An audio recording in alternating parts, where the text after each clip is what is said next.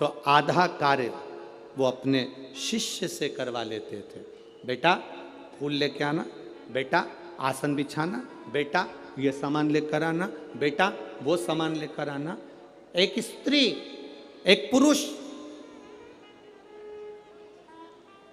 स्वयं, आप अगर ठाकुर जी से सेवा करने बैठे हो, भगवान से लाड लड़ाने बैठे हो, भगवान की पूजन करने बैठे हो, भगवान की आराधना करने बैठे हो, तो अपनी पूजन की थाली स्वयं लगाइए।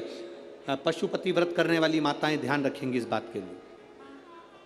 पशुपति व्रत की नियम, पशुपति व्रत करने वाली माताओं का नियम क्या है? कई माता कहती है हमने 2 बार व्रत कर लिया, भगवान हमारी नहीं सुना, हमने ये कर लिया, भगवान हमारी नहीं सुना। आप आए नहीं, सुबह हो गई, मेरी पूजा की थाली धरी की धरी रह गई। क्यों? उसका कारण क्या था? मतलब मेरी पूजा में कोई ना कोई कमी निश्चित। आपने पशुपति व्रत करा, भगवान क्यों ना सुने? क्यों नहीं सुने? कारण क्या है? थाली पूजन की लगा रहे हो, देवरानी का व्रत है, जेठानी सामान निकाल के दे रही है, देवरानी का व्रत है, जेठानी आटा सेक रही है सीरा बनाने के लिए, हलवा बनाने के लिए, जेठानी का व्रत है, देवरानी दूध में उकाल कर खीर बना रही है। व्रत तुम्हारा, साधना तुम्हारी, मांग तुम रहे हो। शिव महापुराण की कथा कहती है, हिचकी चली, क्या बोलते हैं, हिचकी की डुचकी है, हिचकी। अब तुमको चल रही हिचकी, तुम अपनी पड़ोसन से जेठानी से कह दे मेरे बत्तल का हिचकी ले ले, ले हिचकी लेगी जेठानी? सिर तुम्हारा दुख रहा, गोली निकाल कर जेठानी को दे दो, खा ले, वो पूछे क्यों? मेरा सिर दुख रहा है। हो सकता है? जम के बोलो। छींक तुम्हें आ रही, छींक तुम्हें आ रही, और तुम अपनी देवरानी से कहो छींक छींक जल्दी छींक। हो सकता है? नहीं। छींक तुम्हारी है, तुमको छींकना पड़ेगी। खांसी तुम्हारी है, तुम्हें खांसना पड़ेगा। शरीर में कष्ट तुम्हारे है, दवाई तुम्हें खाना पड़ेगी। उसी तरह व्रत तुम्हारा है, तैयारी तुम्हें करना पड़ेगी।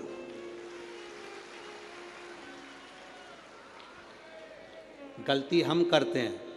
पशुपति व्रत का व्रत मैंने करा, मम्मी से कह के चली गई, मम्मी मेरा पशुपति व्रत है, मैंने शादी के लिए करूंगी या बच्चों के लिए करूंगी या इसके लिए करूंगी या उसके लिए करूंगी। मम्मी ने पूरी थाली लगा के दे दी, मेरी बेटी व्रत कर रही है, मेरी बेटी।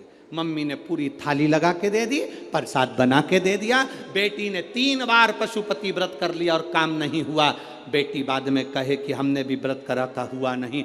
उस कारण को समझना। क्या तूने तैयारी करी? तू तो केवल एक सिर की उतार रही है कि महाराज बोला है तो व्रत करना है तो मेरा काम हो जाएगा। पर विचार कर, थाली लगाती तो तेरे अंदर भाव जागता कि मैं महादेव की पूजन की तैयारी कर रही हूँ, चावल रख रही हूँ, बेलपत्र रख रही हूँ, पुष्प रख रही हूँ, एक एक चीज में महादेव जुड़ता तेरे दिल से।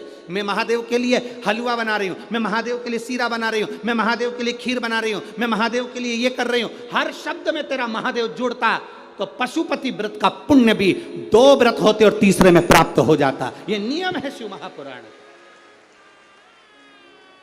एक पत्र आया है, देखिए।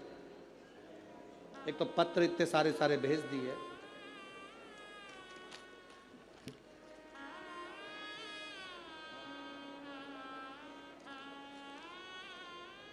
मेरा नाम काजल राहुल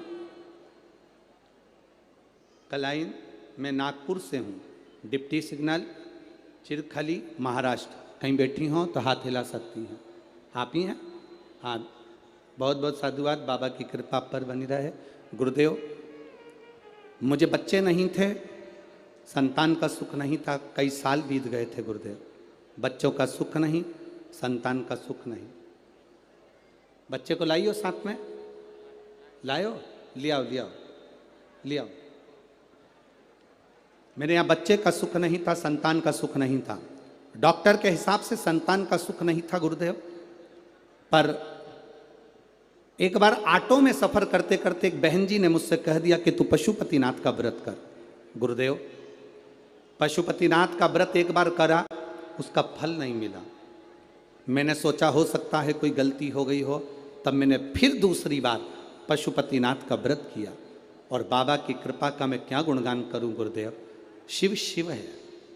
26 जून को मेरा गर्भ ठहर गया और बाबा की कृपा से बाबा ने ऐसी करुणा करी, ऐसी दया करी गुरुदेव कि 12/2/2023 को मेरे घर में संतान की प्राप्ति हो गई। मैं बाबा को यहाँ नमन करने आया।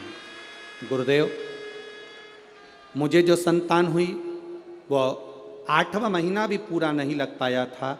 डॉक्टर के हिसाब से बच्चा कमज़ोर होना था, बच्चे में बल नहीं आना था, उसके शरीर में कष्ट रहना था। पर मेरे बाबा ने मेरी लाज रखी गुरुदेव, और 8वां महीना भी चालू नहीं हुआ और जो संतान हुई बाबा की कृपा से पूरी स्वस्थ हुई। उसको मैं लेकर आई हूँ बाबा को प्रणाम करने के लिए। यह शिव तत्व है। ओ घड़ी दयाल, और तेरी कृपा बिना न हिले एक भी अणु, लेते हैं